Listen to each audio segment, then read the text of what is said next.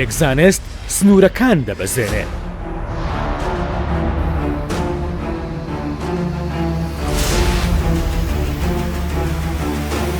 هەموو ڕێگاکان دەچنەوە سەر یەک نەخۆشخانە و یەک شار.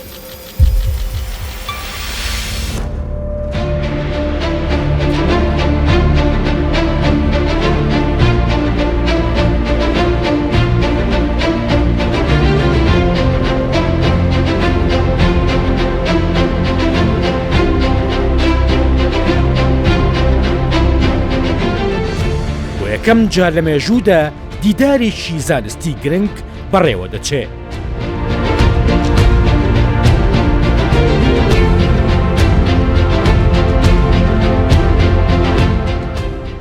جیهان لێرەیە بۆ گفتوگۆکردن لەسەر یەک ئاڵنگاری ئاڵۆز.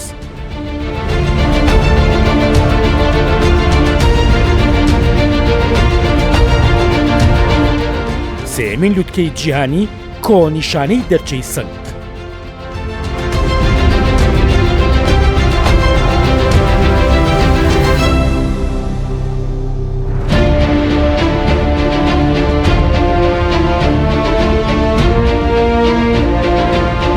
سلێمانی ئامادەیە بۆ گەورەترین ڕووداوی زانستی ساڵ.